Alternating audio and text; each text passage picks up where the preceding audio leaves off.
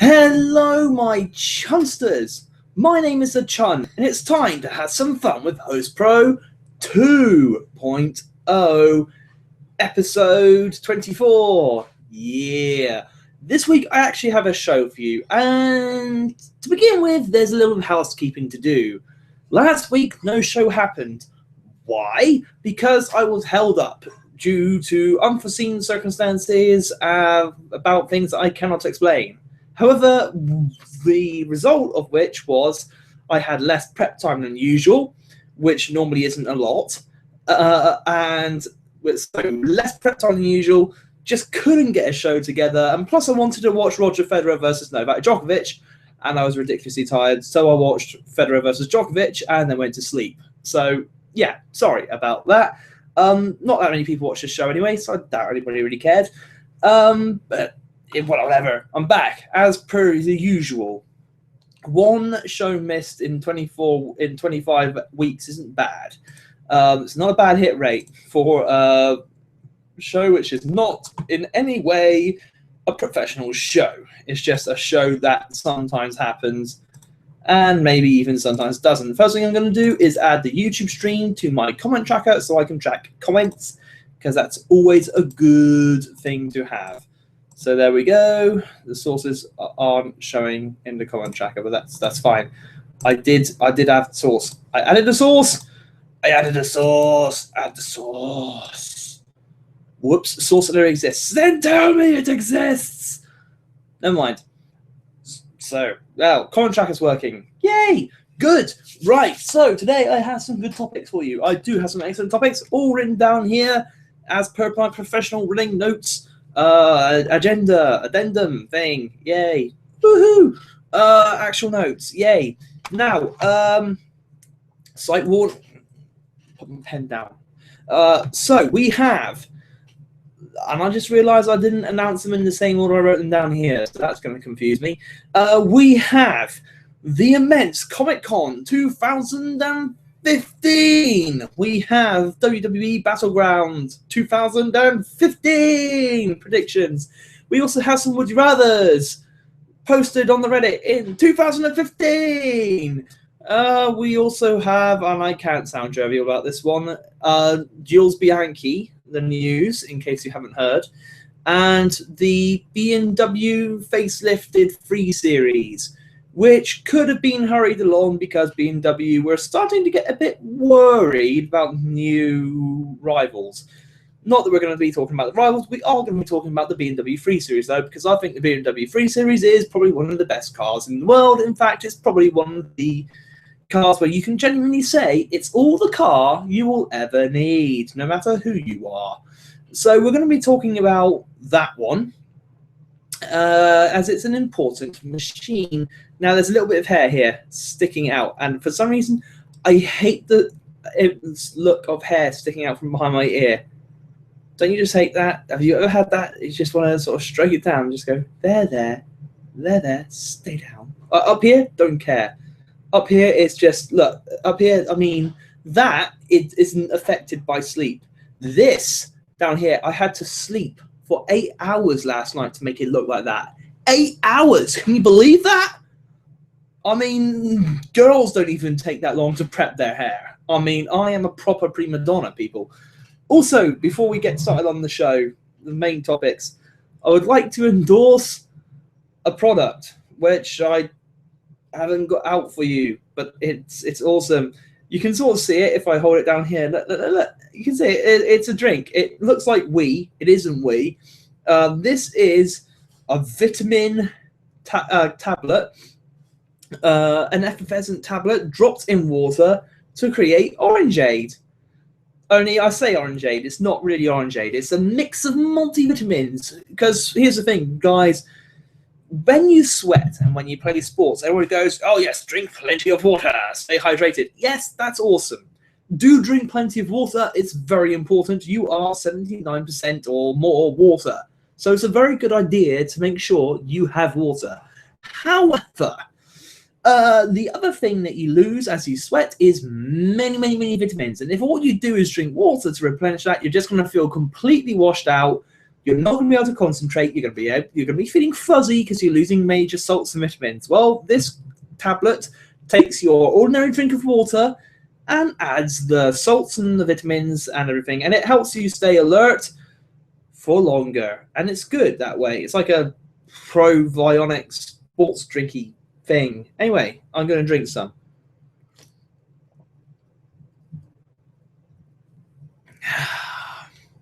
Oh, that's good. From Lidl's as well, actually. And by the way, I just want to point something out to a lot of people. Me and Marcus, when he used to actually have Mondays off, not that he does anymore, when me and Marcus used to have Mondays off, we sometimes used to promote Lidl's products.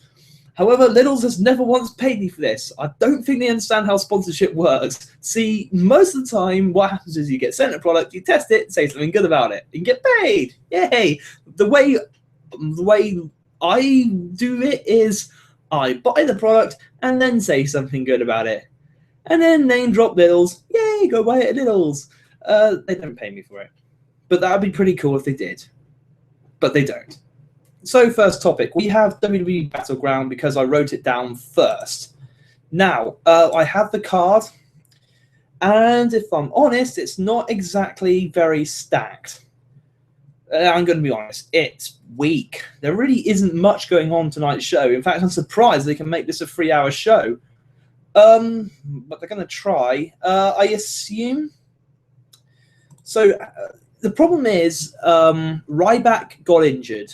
So we are not going to be seeing the triple threat between Ryback, Big Show, and The Miz. That's not happening due to injury. So they've actually lost a match from their card. And that's probably why it looks quite weak. But what did surprise me is the fact that there is no Divas match listed here. So unless if they took the Divas, which I don't understand, right? Because they hyped the Divas angle. They had that Divas angle where all the NXT Divas got called up. So I'm somewhat surprised there isn't a Divas match. I might check the WWE website to see if there is or not. But at the moment, I'm not seeing it listed anywhere, which is weird. But the first match is the kickoff match. It's Mr.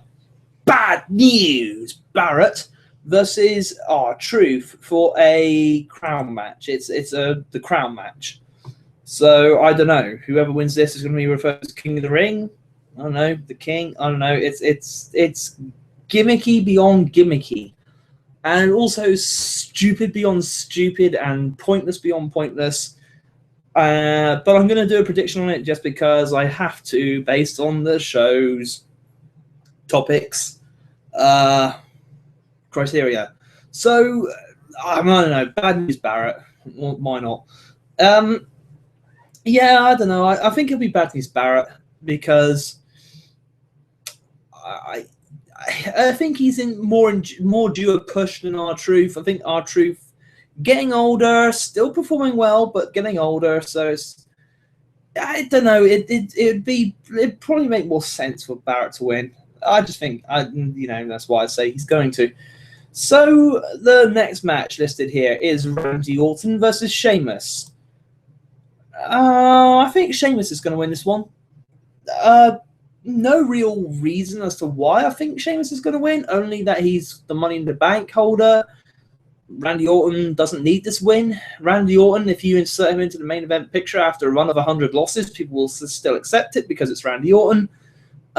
Sheamus, I don't know, maybe Sheamus needs this win more, possibly. Plus it would make more sense to build him up as a credible threat to the World Championship whenever he does cash in Money in the Bank. So, I don't know. I think it'll be Sheamus, but not really thought about that one too much. It's not really registering on my radar. I do hope we see an RKO out of nowhere, though, because I do enjoy watching RKOs. But other than that, I haven't really got much hope or expectation for that match. So next is one that I am interested in. It's one that I think could potentially be one of the better matches tonight. It's Roman Reigns versus Bray Wyatt. Quite an interesting match, actually, because we've had a lot of mind games being played by Bray Wyatt. Bray Wyatt's just messing with Roman's head. and it's actually gone quite creepy, which is about time that Bray Wyatt got properly creepy with somebody. So yay, that's all good stuff. So who's going to win between Roman Reigns and Bray Wyatt? As much as I like Bray Wyatt and I really want him to win, I don't think he will. It's going to go the way of Roman Reigns. I mean, I don't see Bray Wyatt being clandestine enough to pull this win off. That said, I didn't think he'd beat Ryback either, but this is Roman Reigns. This is the guy. This is their big mega star. So, I don't know. I think this one's going the way of Roman Reigns.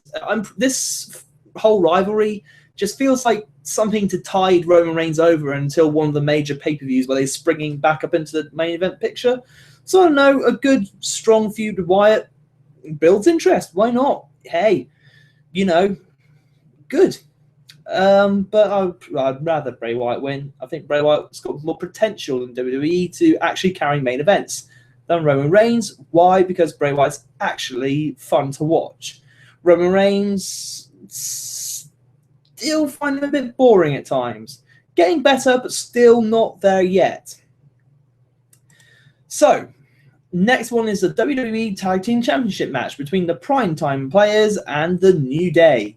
Not sure who's actually going to be fighting for the New Day.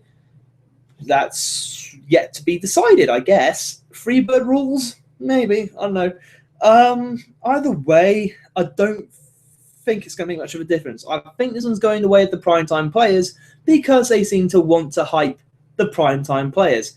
I'm happy with that. I like Primetime Players. Hey, it's millions of dollars. Millions of dollars. Millions of dollars. I like the Primetime Players. They're fun. Fun to watch. So, you know what? Yeah. I'm going to go with the Primetime Players. I think they're a good tag team. It's not time for that run to end. Not by a long shot. Definitely not time for the Primetime Players run to end. New Day, I don't know. I think the Primetime Players run will end when the Usos get back. Or, something like that. Maybe Lucha Dragons? I don't know. I can see the New Day trying to do something clandestine, bit untoward in the middle of the match, and then maybe one of the can't speak Primetime Players is like buddies, maybe Adrian Neville, maybe the Lucha Dragons come in and then save the day. I don't know, something like that might work. To be honest, you know what I would like to see? I'd like to see in the future Primetime Players versus the Ascension. I have a feeling those two might actually have a pretty good rivalry. So yeah, I'd kind of like to see that happen for the tag titles. But yeah, I think it's going to be the Primetime Players tonight. Then we have a match which I am genuinely, and I never thought I'd say this about a match including this superstar, but I'm genuinely on the fence about this one. It's the United States Championship match. John Cena is a defending champion versus Kevin Owens. Now, I am genuinely on the fence about this one. I really don't know how it's going to go. On the one hand, it's John Cena, and you'd be stupid to bet against John Cena. You'd be a positive dumbass to know anything about wrestling and bet against John Cena because it's John Cena. He barely ever loses, right? It's what he's hated for. But on the other hand, Kevin Owens lost the NXT Championship to Finn Balor. That happened. And that's what's got me doubting this one, because they can't have him lose two major matches this early in his career and still try and build him as a credible threat to anybody. That's just not going to work. And I think it's going to be Kevin Owens, because it makes more sense for Kevin Owens to win. I think it'll be Kev. I'm going with Kev. I really want it to be Kevin Owens. Maybe it's because I want it so much that I think it will be. But I also think it makes more sense for Kevin Owens to win. He lost the NXT title. There will be a rematch. But he has been called up to the main roster permanently now. It's basically a thing. He is a permanent main roster member. So I do genuinely think Kevin Owens is going to win this one. Could be hopelessly wrong with that, but I really, really hope I'm not. I think this one's going Kevin Owens' way. I wouldn't be surprised to see Cena win it. You never would be. You never are. If Cena wins anything, you're never surprised. It's just, oh, great, there we go again. But no, I think this time they might actually give the nod to Owens, and I'm going to stick with that one. I think that's a good outside prediction. And then we've got World Heavyweight Championship match, Seth Rollins versus Brock Lesnar. Seth is the champ. Now, bit of a caveat with this one. I think Brock Lesnar's going to win the match, but I don't think he's going to win the World Heavyweight Championship. I think it's going to be a messy, non-finish. I think you're going to see maybe count-out victory, maybe disqualification victory, something along these lines. Either way, there will be a finish that allows Brock Lesnar to retain the WWE World Heavyweight Championship without actually losing the match. I mean, sorry, Seth Rollins will retain the title but lose the match. There is a possibility of that happening, and I think that's what is going to happen. Because I don't think they're ready to put the title back on Lesnar again. I mean, I believe, hand on heart, that the WWE has benefited from having the world title on the television show every week, and it has benefited from having a feud for the World Heavyweight Championship. And I don't think the WWE are ready to get that one up again yet. Then again, next pay-per-view, I believe, is SummerSlam. So you never know. I might be wrong about that, but I think it makes more sense for Rollins to retain the championship. But it also makes sense for Brock Lesnar to win the match because he's Brock Lesnar and they want to keep that mystique going. So that's how I see this one playing out. Brock Lesnar to win, Seth Rollins to retain the title anyway. So yeah, that's cool. Let's see if there are any comments to report on. That'd be cool if there were. Let's see. Can I Skype you? That's an interesting question. Not right now because I'm doing a podcast. But I don't know. If you want to be on the podcast, Skyping isn't really the way to do it. But there you go. I don't know. Not really sure. Don't give Skype details out to people I don't actually know in real life. So sorry about that one. Yeah, that's fan service. And it also proves that this comment tracker is working brilliantly. You stupid. I hate the comment tracker. I don't think the comment tracker works, you know. I don't think the comment tracker works anymore because that should have popped up here. You stupid. The source does not already exist. There's no sources showing, and I'm not seeing any comments popping up. I want to try and get this fixed. I think I've missed comments like this before, assuming that it's going to actually record them, and it doesn't. It's a bit irritating. It's not in the chat because the chat is for people in the stream. So if it was me and Marcus, we could chat. It's not screen share. It's not showcase. It's not Q&A. No, it's not that because that's a different thing. It's meant to be the comment tracker, but it doesn't seem to actually be registering any comments. That's frustrating. Might have to look into whether or not the comment tracker still works. Oh, the other thing I was going to do was find out and see if there's actually a Divas match that's been added to the card. And unfortunately, since none of the independent websites that actually have the full card available to view seem to have it, I'm going to check WWE.com and see if they've announced anything on the website recently that the indie development people, that the bloggers haven't actually, you know, added. Who's most underrated superstars and divas? Let's see who the WWE think the most underrated superstars are. Okay, sorry.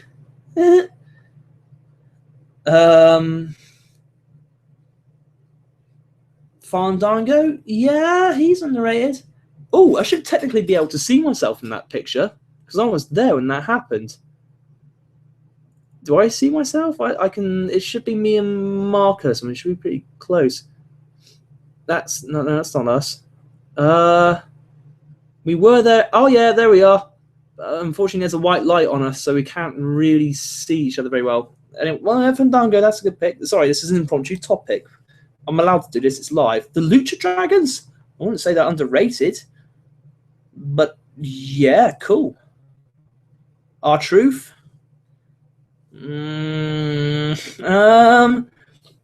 Yeah, I guess. If anything, I don't think he's. I don't know. I don't actually think R-Truth is underrated. I think he's rated just about right. Emma, yeah, very underrated as a talent, actually. They're very underrated. A lot of people just seem to think of her as a bit crap, but she actually isn't. She's very good. She's very good. She can't wrestle. I disagree. Alicia Fox, actually, I really, really, really don't think she's underrated. I think she's overrated. I think the company overrates her. They talk about how good the scissors kick is. It looks shit. It looks crap. It's the worst scissors kick I've ever seen in my life. Never mind. Bo Dallas, yeah, I think he's got a lot. I think he's actually strangely charismatic. So yeah, I agree with him on that one. Xavier Woods, well, considering the fact that he's not even actually rated, so that's kind of true. Cesaro, getting his just due now. Ooh, and underrated rivalries. Ooh, underrated rivalries. Let's take a look at this one. Cody Rhodes versus Rey Mysterio. Is that for them? Was that for the mask? Yeah, I guess. Rikishi versus Val. Don't think that's that good. Jake the Snake versus Rick Martel. Actually, no, that's an underrated rivalry. That's a pretty good one. Daniel Bryan versus The Miz. Now, that was a good rivalry. It's just because Daniel Bryan wasn't the main event talent at the time. It was a mid-card rivalry, but it was actually a pretty good one. So, yeah, agreed. Randy Orton versus Christian. Yeah, not many people do rate that rivalry, but it's good. One more match. Mike Awesome versus Masato Tanaka. Yeah, very underrated. Very good rivalry. Lots of very good matches. APA versus Dudley Boys. Probably rated as it deserved to be. Hollywood Blondes versus you know what? Screw this. Not here to talk about WWE articles. So let's. I've forgotten the complete reason I went onto WWE.com, and that is to find out if there's a Divas match. So let's go back to WWE. Divas make their debut. That's obviously 25 coolest Instagram photos of the week. They're nothing that special, if I'm honest. Not really. Apart from Raven and Chris Jericho, that's kind of cool. When superstars break bones. Battleground. Did they have a card? Did they even bother showing? Did they show the cards here? They must do, right? They must do, surely. Battleground. Let's just click on Battleground and see if it comes up with a card. No, it's just coming up with the WWE Network. Okay, so I can't find out if there's a Divas. Shut up. I'm not watching the network right now. I'm doing a podcast. Right, you know what? Screw it. Doesn't seem like there's a Divas match. So, sorry. Maybe they'll just crowbar one in there at the last moment. But at the moment, it seems as though there's no Divas match happening. And I think it's time for another sip of multivitamin juice. Fizzy stuff.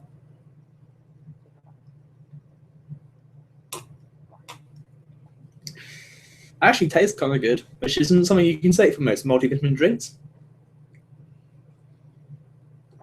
Also, feel the minerals. Taste the minerals. Anyway, Comic-Con. Yes! Now, that's a good one to talk about. Plenty of stuff happened at Comic-Con. And for me, the highlights of Comic-Con that I want to talk about are DC. I wouldn't have thought that either. I went into Comic-Con fully expecting to be, maybe they'll announce Guardians 2 or something. Yeah, that'd be cool. Wasn't really sure what to expect, but actually, DC are getting themselves back in the game and they're getting the hype wagon firmly on track for their new films, Suicide Squad and Batman vs. Superman. So, two trailers got unleashed, and that's what happened. So, the first one, let's talk about the major one that everybody already knows about. It's Superman versus Batman, trailer 2. And Batman looks pissed at Superman because Superman completely destroyed Metropolis, and Batman seems to be blaming Superman for all this. Maybe there's a death of a family member or something involved in that. I don't know yet. But either that, maybe Batman just sees Superman as a legitimate threat to humanity should he ever go rogue and isn't happy.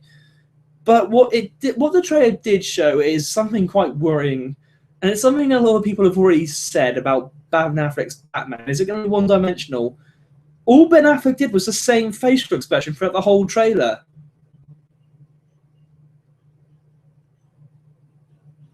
Angry. That's all it was. It was just that facial expression. It's like,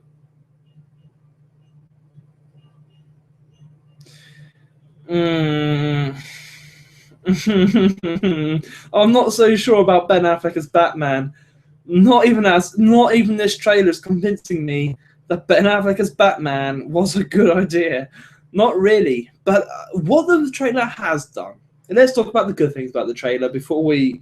This isn't going to be a hate on Ben Affleck session. It's not that. I'm not here to do that. Look, we've all hated on Ben Affleck as Batman more than enough. We don't need to hate on Ben Affleck as Batman anymore. So let's not bother hating on Ben Affleck. Okay.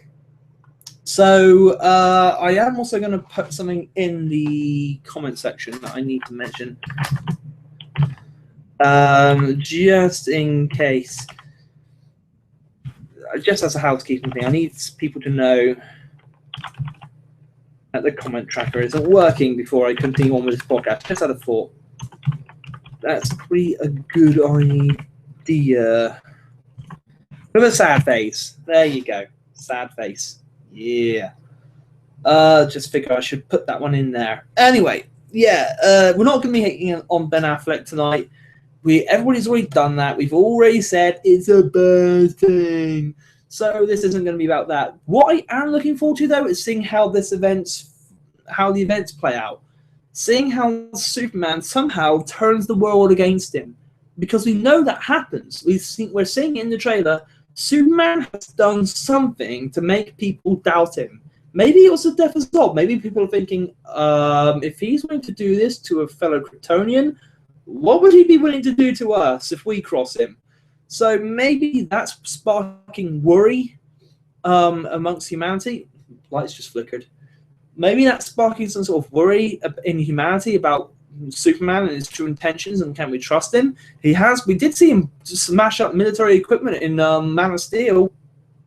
So yeah, maybe that's going to be something that happens. Either way, I'm looking forward to seeing the storyline justification for the hating of Superman, because there seem to be other people in the world who are seeing the good in Superman and are seeing him as a symbol of hope, which we need to see. We need to see this. Man of Steel was panned, hated on for not having any hope. There was no hope in Superman and Man of Steel, and I agree with it. It was epic. The fight was epic, but they're right. It wasn't uplifting. And Superman films need to have a bit of an uplifting presence. It's Superman, the symbol of hope. So, yeah, we kind of need to see that in this film. And I think we're going to see a bit of it, but we're also going to see plenty of the, hello, this guy's ridiculously powerful, what we're going to do is stop him. We're also going to see Batman take a vested interest in that respect. And from the looks of the trailer, it looks like Batman might actually be retired at the start. I don't think at the start of this that Batman is active as Batman.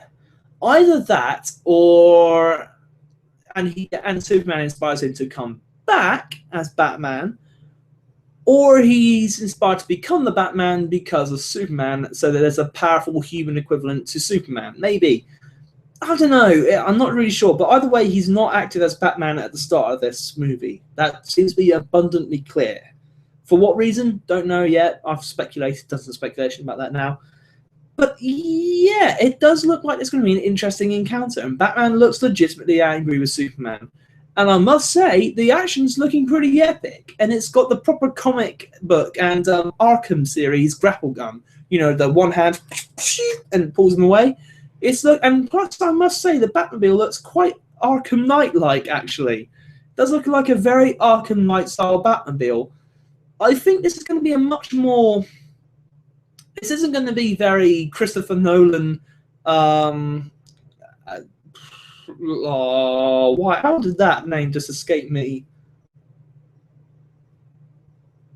Yeah.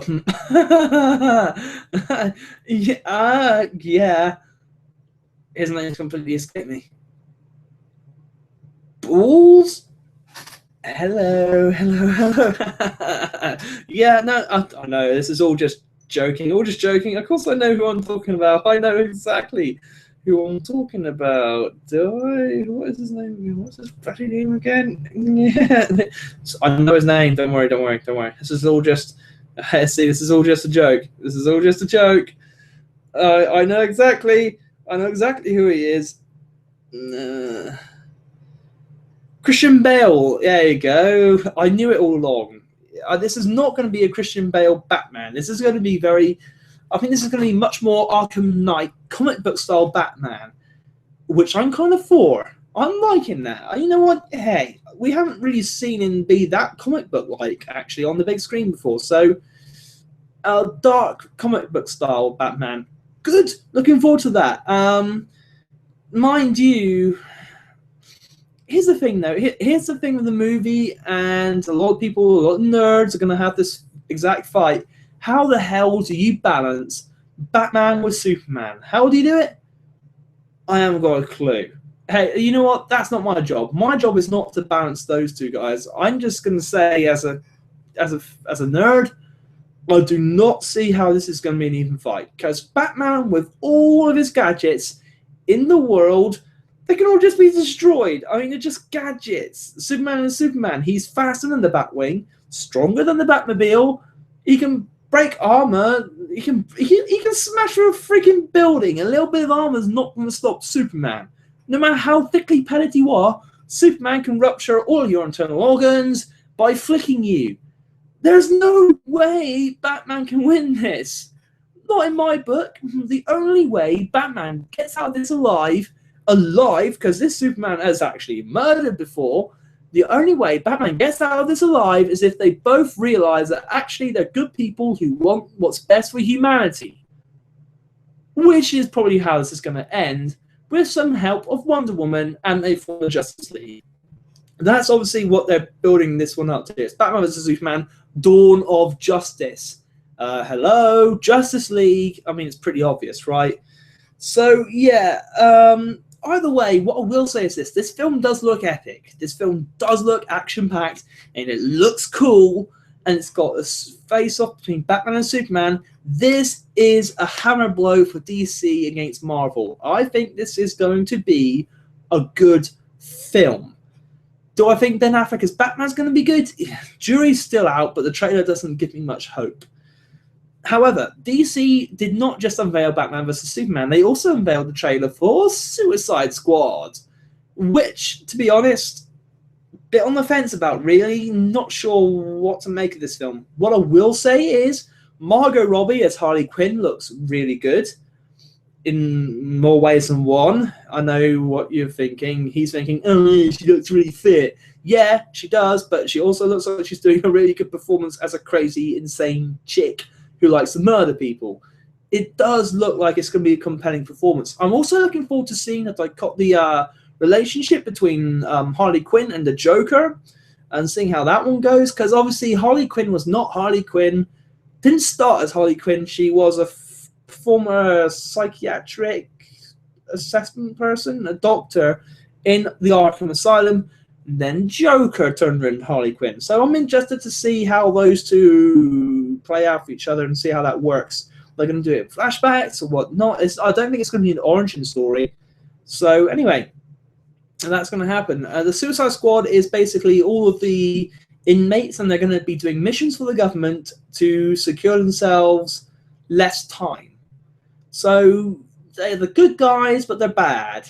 I'm also looking forward to seeing Deadshot and Killer Croc. I think those. To be honest, though, most of this I'm not really all that interested in.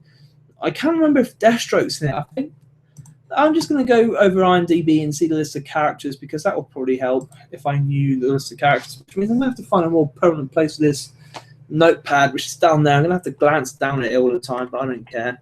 I only really need it for the car talk.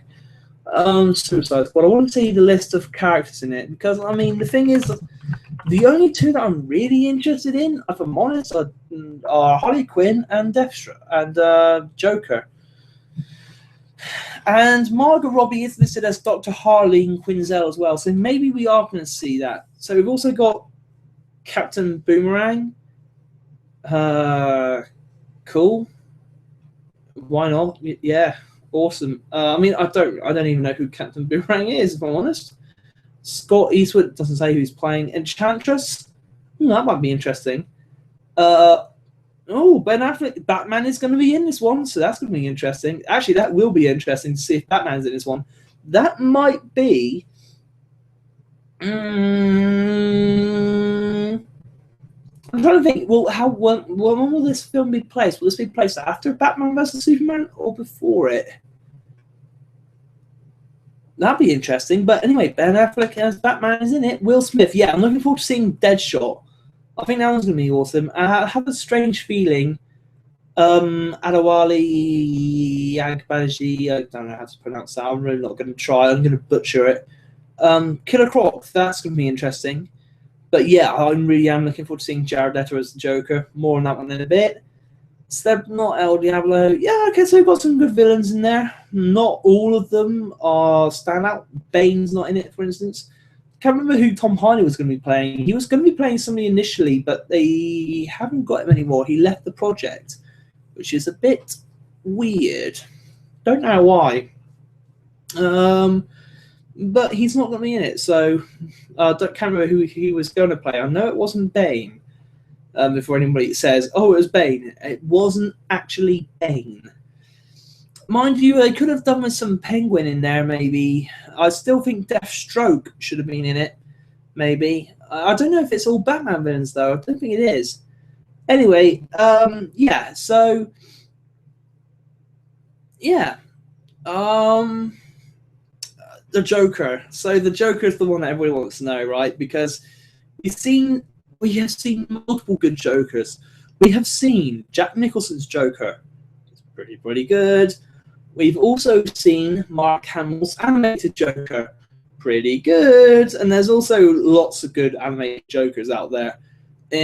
Troy Baker was pretty good in Arkham Origins. Actually had a fleshed out Joker character in that one. And showed his obsession with Batman developing. So that was an interesting take. And yeah, there's just generally a lot of good Jokers out there. And of course, let us not forget him, the legend that is Heath Ledger. Such a good performance. Now, make no mistake, Jared Leto's Joker is going to get compared to Heath Ledger's because they're so soon in coming out. There's only 7 years. Actually, by the time the film comes out, it'll be 8 or 9 years, I think, apart. So they're within the same decade. So there's not 10 years separating Ledger's from Leto's. And he is going to get compared to Heath Ledger's Joker. It's going to happen. So that's the one we're all looking forward to, right? The Joker. We want to see the Joker because the Joker is just, I don't know. I don't think people will ever get bored of the Joker because the Joker is just one of those all-time great characters. He's never going to be, people are never going to get bored of the Joker. Let's just put it that way.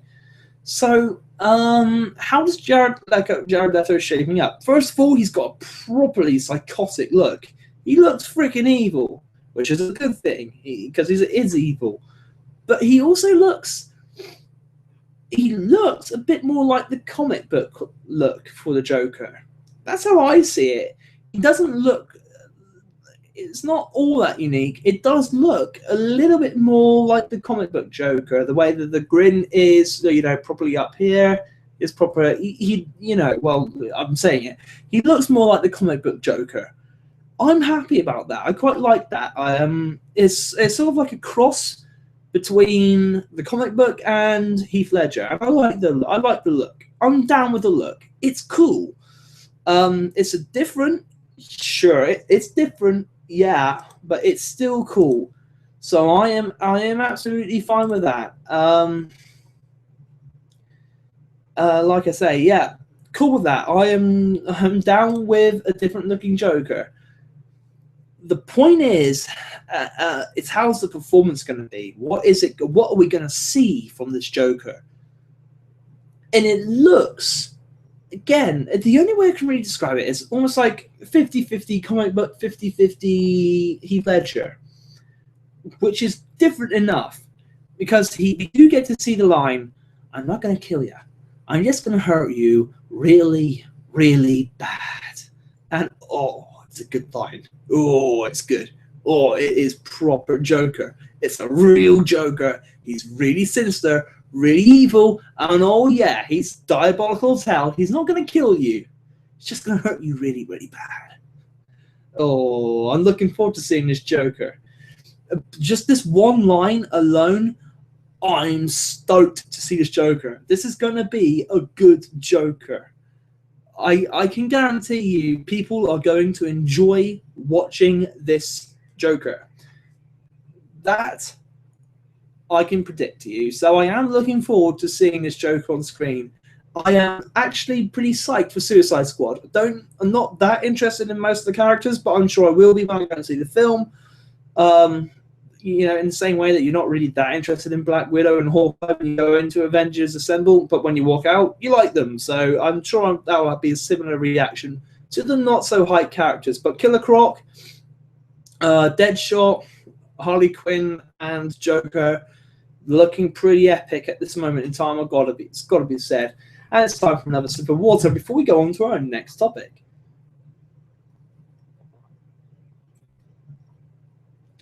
And I'm sure there will be a Would You Rather topic about the two Jokers, Heath Ledger and Jared Leto. But we're not going to be doing that Would You Rather tonight. We are doing the ones I've got written down here, and I decided for once not to go with any more of the sexual obscenity Would You Rathers. And by the way, there are plenty on the Reddit, but we're not going to go with that because we're going to look at some more clean, PG Would You Rathers. I'm sure everybody is utterly thrilled at this editorial decision I've just made. So, the first one is, would you rather have a perfect microwave or a dryer that doesn't lose your socks? Oh, and by the way, if you want to join in with the show, comment. What would you rather do?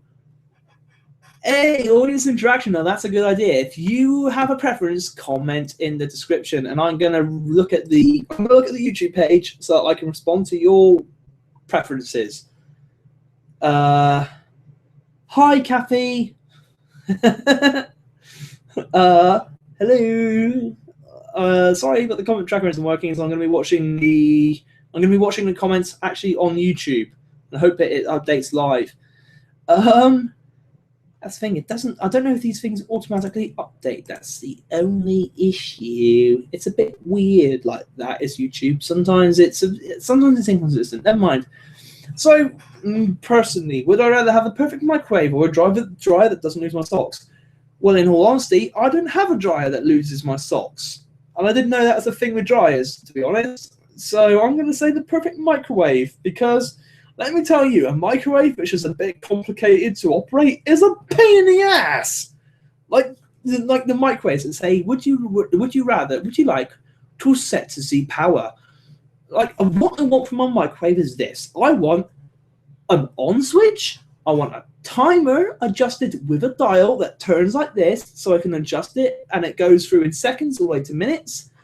Or you know what? Screw that. I want a dial where you can click it so that you can click it to change it between seconds and minutes. So I adjust my minutes to say 3 and then click it and adjust my seconds as I please.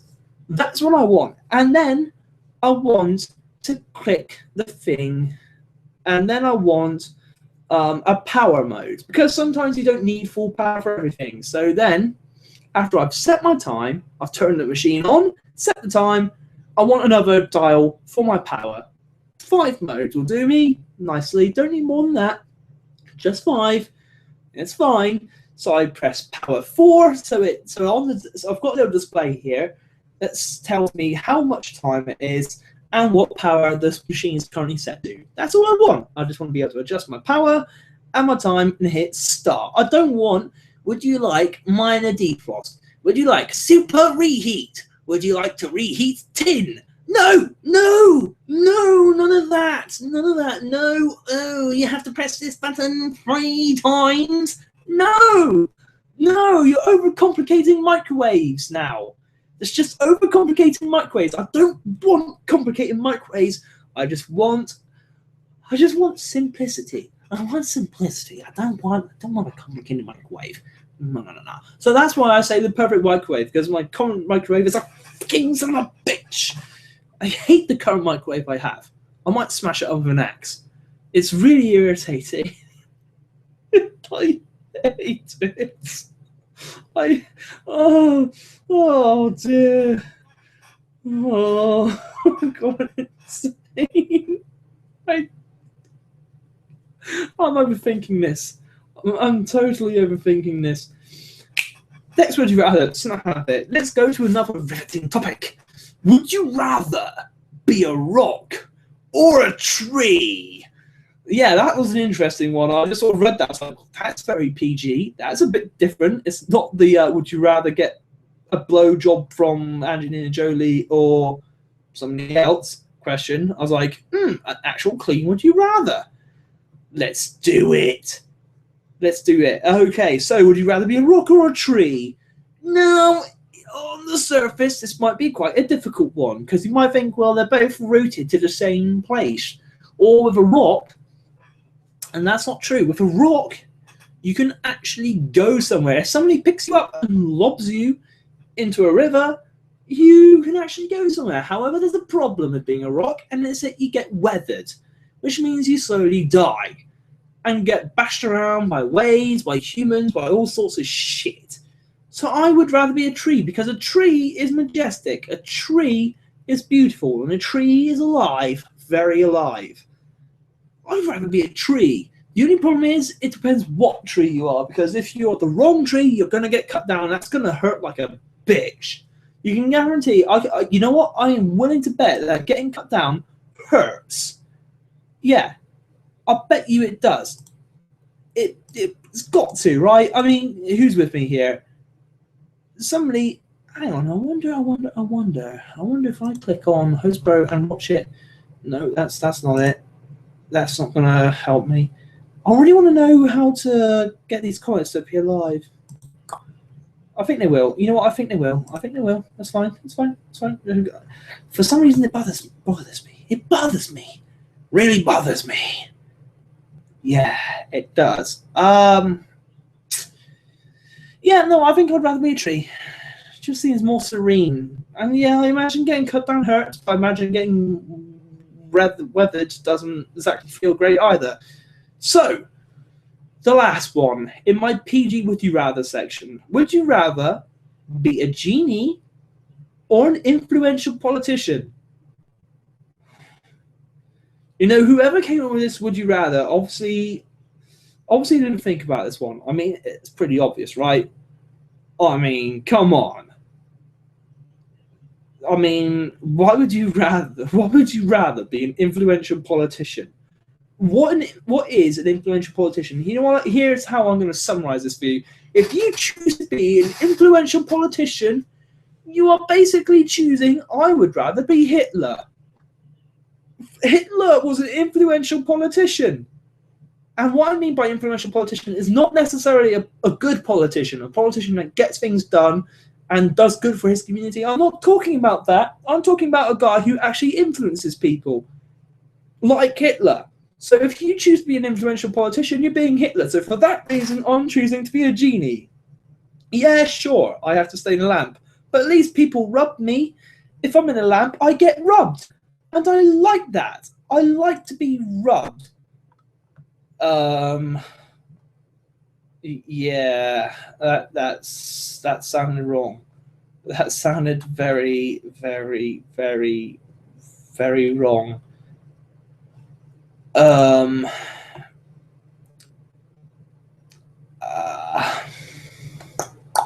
think there's any way coming back from that, is there? There's no coming back from saying I like to be rubbed, is there? No, there isn't. So yeah, I'd rather be a genie.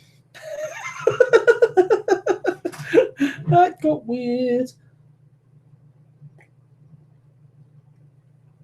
But had a bit of fun on the show so far. It's time to take the mood down. So for those of you who are not aware, last year at the Japanese Grand Prix, massive downpour happened. Toro Rosso spun off, and they tried to. I think what even happened, I don't even think they yellow flagged it. No, that's not what happened. They didn't do that. What it was, I think the whole race actually got stopped. I think it already, no, I'm wrong. There had been yellow flag. They were trying to clear, I think it was, I can't remember his name now. I can't remember who it was, the original crash. But they're clearing away the Toro Rosso. I know it's a Toro Rosso, but I can't remember which one. They're clearing away that crash under yellows in the pouring wet, weather which Formula 1 cars just shouldn't be driving in. And then Jules Bianchi, he hit what happened was what caused his crash was that he hit a stream of water. He had come out of the S's, and he was coming in for the big long swooping left hand. So I think that it's not called the Degners. It's the corner before. Oh Jesus! It would help me if I can remember the names of the corners, but I'm not that familiar. I'm thinking of Degners, but I know it's not Degners. See, this is the thing. I don't need the notes for this, so I'm going to just quickly look for a track map of Suzuka, so that if anybody's familiar with Suzuka, they will actually know what corners I'm talking about. But yeah, he came out on the S's and he's on the big sweeping left-hander. Has it got a track map here? Dunlop, that's the one. It's called Dunlop curve. Yeah, there it is. After the S curves, and then it is a Degner curve. It is Degner curve, and then there's turn 9. Okay, that's interesting. But yeah, it's a Dunlop curve, and he hit River, and as everybody knows, if anybody's watched F1 before, which if you're listening to this topic, you probably have. There was a river and it was a big river because it's absolutely tipping down rain. I think even a thunderstorm levels of rain. Hit that plank, hits the wood, just aquaplanes off the ground. He's aquaplaning. Nothing that Bianchi can do. He might as well be riding a roller coaster at that point. Nothing your driver can do. He's not in control of his car in the same way that you're not in control of Oblivion. So just streams straight off the track. And I did see the video of the crash.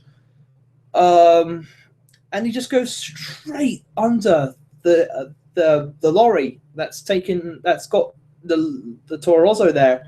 Goes straight underneath that digger thing. It's like a JCB style thing with like that big sort of power box that juts out the end.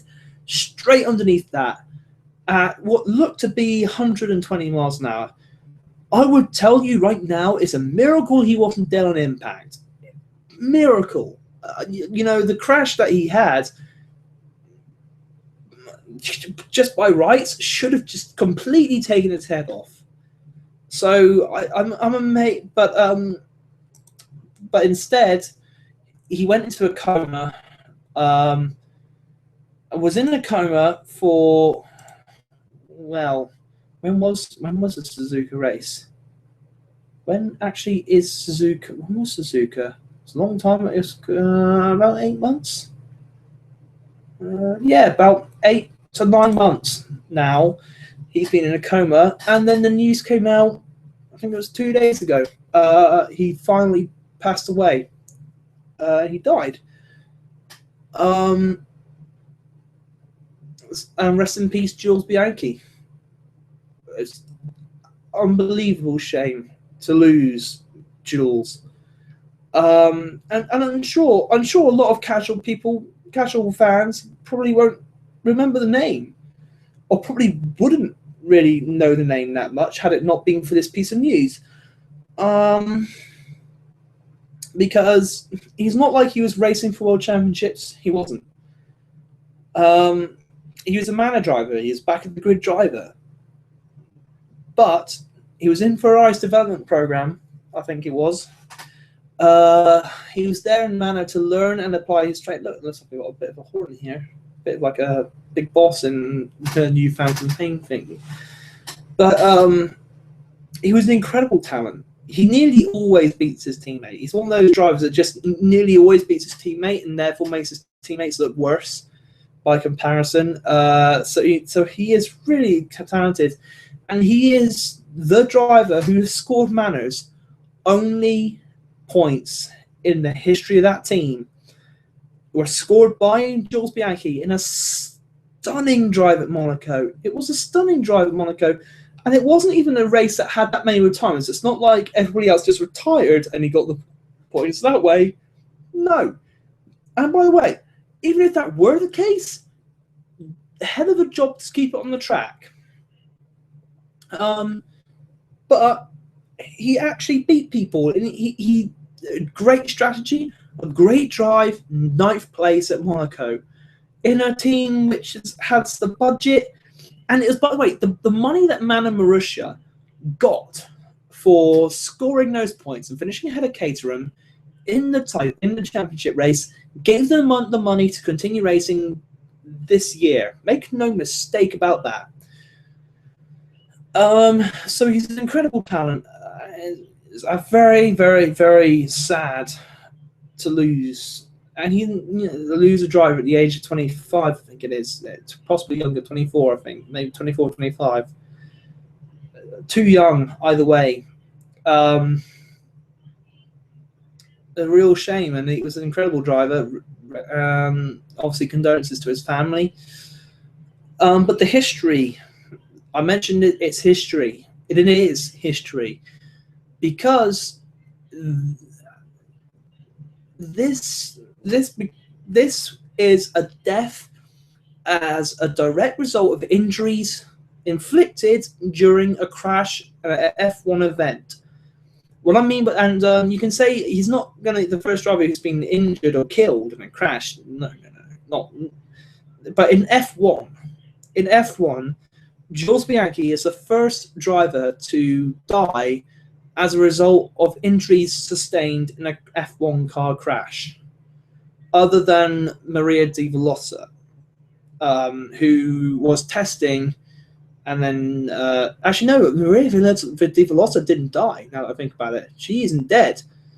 Now that I think about it, that's incredible because it was a very similar crash at Italy. But now that I think about it, is Maria dead? I know she had an eye patch for a while. I don't know if she died as a result. Did Maria? Now that I think about it, I should probably check before I go and say that. Maria Di Velosa. Yeah, there she is. Did she? Yeah. Actually, sorry, yeah, she did. But did she die as a result of that crash? That's what I want to look at.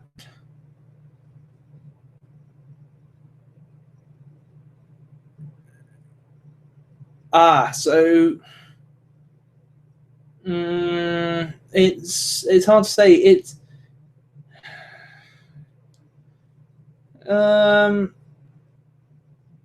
Yes, she died a year after a crash.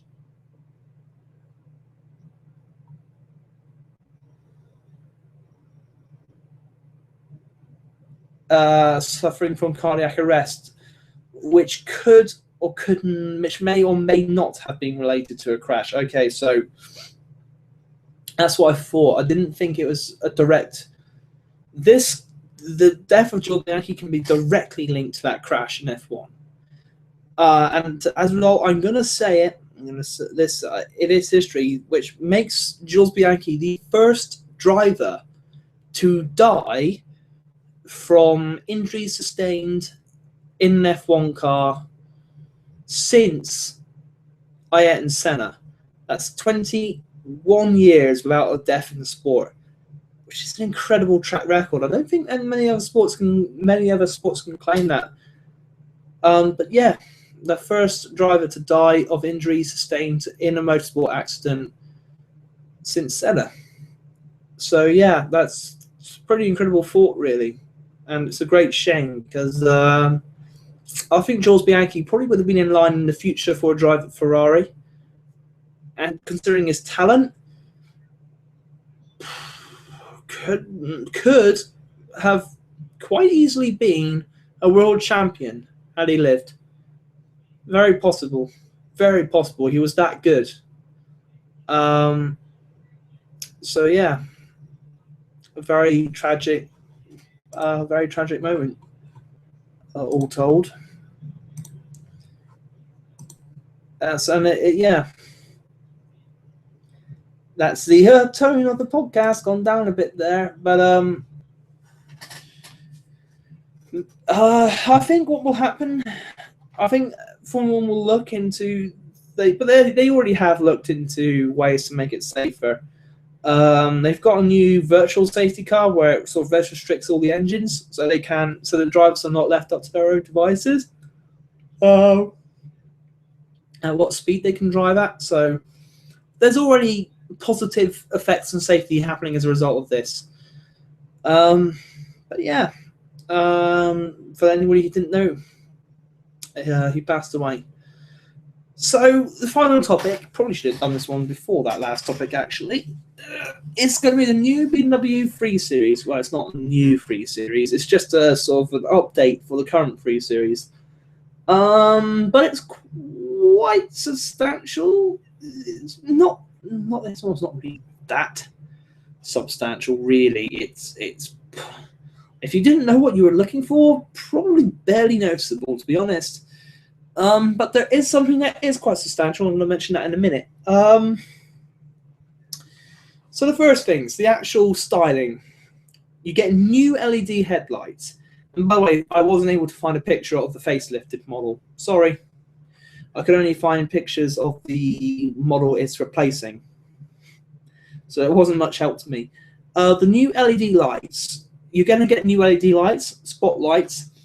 And there is an option for glare damping LEDs. The standard ones don't come with that.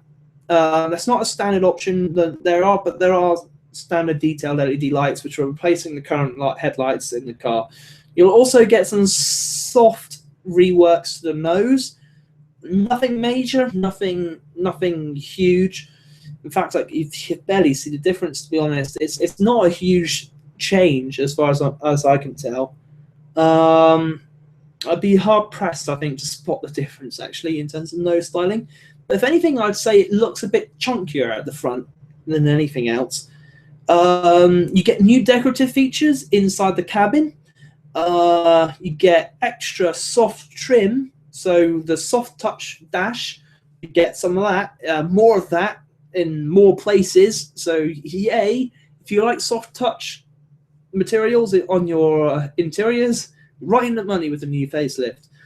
You also get some extra chrome detailing because you can never have enough chrome in a BMW, I guess.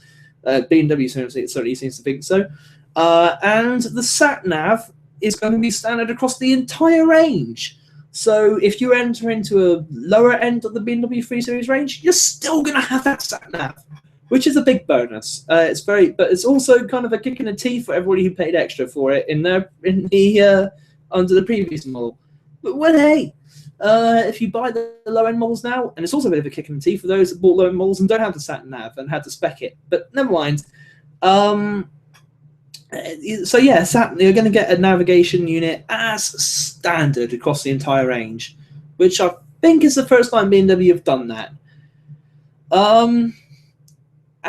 There is also one other optional extra that I saw listed, which caught my eye, other than the sort of glare dampening LED lights, and that is a self-parking option. So what that means is it's got that technology that sort of scans the bay and scans where you are on the road, and then it parks itself. So if you're shit at parallel parks, the car can park itself. You don't have to embarrass yourself curbing your car, which I did a very, very spectacular job of doing in my old Renault, because the thing I had with the old Renault was this: the steering was not direct, not by a long shot. You could not call this, you could not accuse my Renault of having direct steering. You just couldn't. The steering on my car was bollocks. And that meant outside my auntie's house, it took me about a minute to parallel park and just curbing it, going back and forth. Thankfully, my new Seat isn't that bad. It's actually a lot easier to get closer to the curb because you can turn more accurately. Yeah, I'm sticking to that story. But yeah, all of that is easy to parallel park. Rubbish that you see mentioned in reviews is just that, rubbish if you go for the self-parking option. Probably going to be quite pricey though, and also quite nerve-wracking. See, here's the way I would do this. What I would do if I were you to test to see if it actually works is try some sort of, I don't know, try and go somewhere open and see what happens before, I don't know.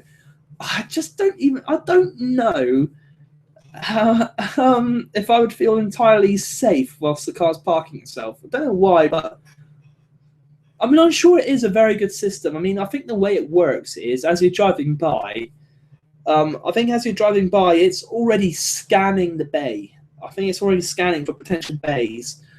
And it detects one, and it can detect, how wide, how much space there is as you're driving past.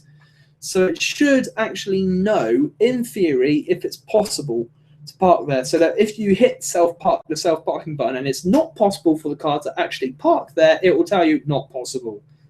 That's how I believe that works. And then if you press it and it does say possible, it then scans it. It has that preliminary scan of how long it scans the depth as it's going in, and it has other lasers to scan for cars rear and back and forth. A bit like radar-guided cruise control in that sense. That radar-guided cruise control sort of locks onto the vehicle in front and then goes at that car's speed. In the same type of technology that makes that possible, makes it possible that this car will not just crash into other cars that it's trying to park next to. So that's kind of cool. The only thing is, I don't know if it works with sort of like bay parking. I don't know how good it is at that. I've actually never seen self-parking used in like a bay park where you sort of just drive in and then or reverse into it. I've only ever seen it used to demonstrate parallel parking. And to be honest, I'm going to be honest, I sort of did that whole sort of, I wouldn't be confident in using a system. To be honest, the systems I've seen demonstrated all seem to work fine. But then again, you never really know how set up or rigged that test actually was. So whether or not it works in the real world and works every time without fail, I can't say. And I wouldn't want to say. I've never experienced it. Some of the other things, though, that BMW did was it's not all just cosmetic. BMW did refine the chassis, but they haven't, they say, they've been very careful not to compromise on comfort. Not quite sure how they're expecting to achieve that, but they say the car is more agile and just a bit more sporty overall. So, considering BMW is meant to be the ultimate driving machine, that's good. BMW has always been good in that respect, and this BMW is supposed to be even better. So, good. How will that have compromised comfort? Well, they say it hasn't. However, I wouldn't mind betting it has, in some regard. But the biggest change is actually engine. It's nothing to do with the styling or anything like that. It's actually the engine. There are new engines being added to the range, but the biggest addition is a new 3-litre turbo that produces 326 brake horsepower. And it's significant because it means that for the first time in this sort of model's life cycle, you can actually have a 3-litre petrol engine in your 3 Series. Now, a lot of people will probably say, wait a minute, there's already a 330i. There is. However, it's a 2-litre engine, not a 3-litre engine like the badge would have you suggest. If you want the 3-litre turbo, you do have to go for the 340i. So don't be confused, but it's still quick, ridiculously quick. And it's, like I said, well, I mean, with 326 horsepower, I mean, that is hot hatch horsepower. So yeah, you're going somewhere. Didn't see any actual acceleration figures quoted, but I can imagine, I'm as a rough guess, I would say 0 to 60, probably in the 6 second mark, possibly even a bit less. Probably maybe 5.7 to 6.2 seconds for 60. And it will probably be electronically limited to 155 miles per hour. I can imagine this car's fast enough to need that. And that's the thing with the BMW 3 Series. It is all the car you'll ever need, really. It looks good. It's prestigious. Not all that expensive. Can carry 4 people in total comfort and with ease. It's fast and powerful. It's got a lot of space in the boot, which makes it highly...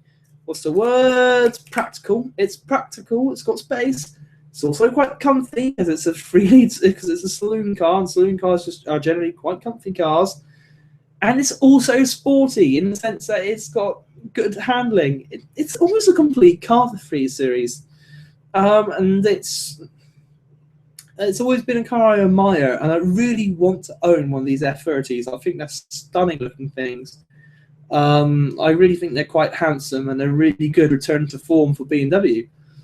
And that's it for my show. That's all I've got planned for you tonight, and I'm glad I was actually able to do the show and actually get some proper planning done.